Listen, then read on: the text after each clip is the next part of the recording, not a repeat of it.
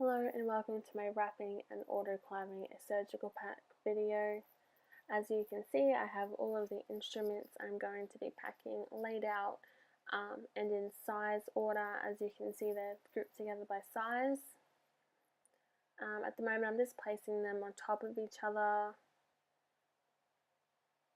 on top of the swabs that I have there. This was a small kit, so I had 5 swabs on each pile, 10 swabs total, and of course a hand towel.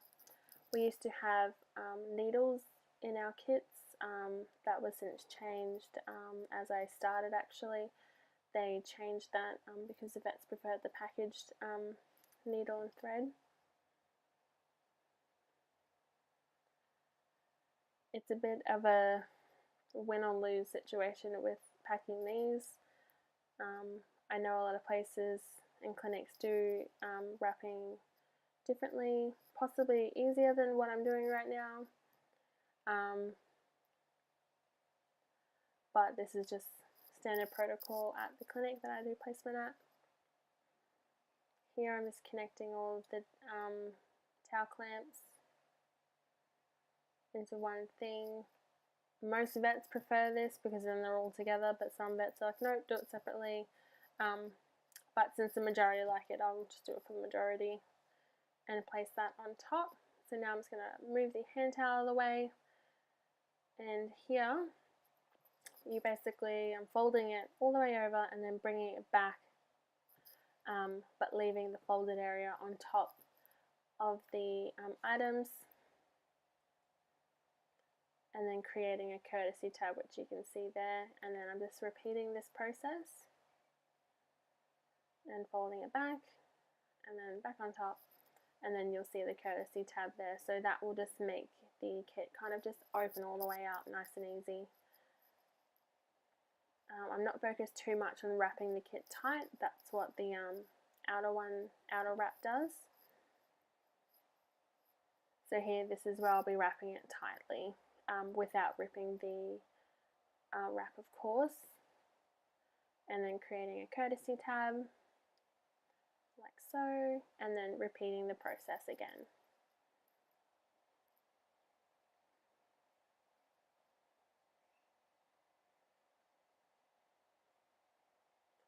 Here I'm just rolling the sides and making sure I keep it nice and tight, and repeating it on that side.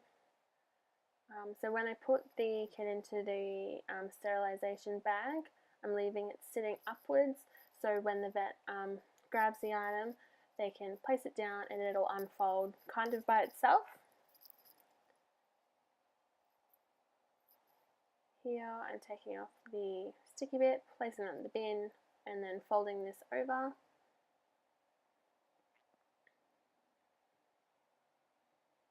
And making sure the sticky area is completely flat, there's no creases or holes.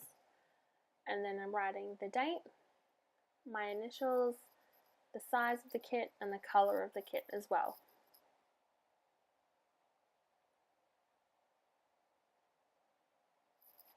After I'm done with that, I'm now going to take it into the kitchen where the autoclave is.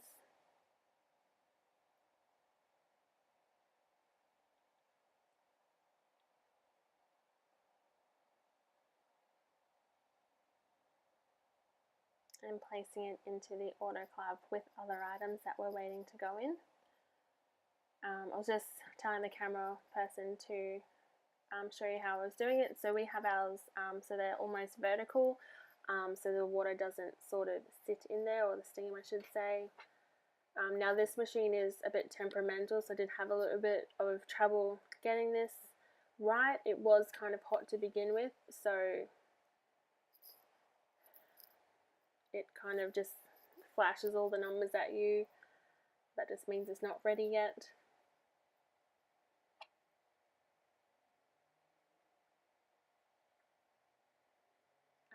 But just in case, I'm going to check the water level. Oh no, I'm not. I'm just going to put the water in because I'm pretty sure it was low to begin with. But if to check the water level, you just stick your fingers in and look for that little floating ball. But placing that little bit of water in, just sort of cooled it down almost immediately, so it was ready for use.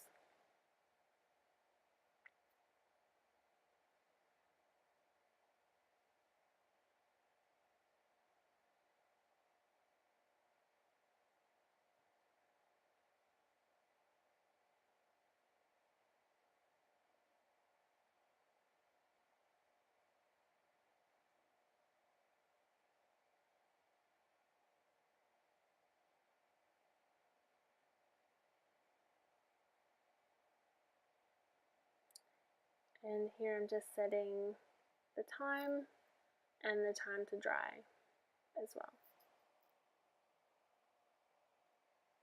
Thank you for watching my video.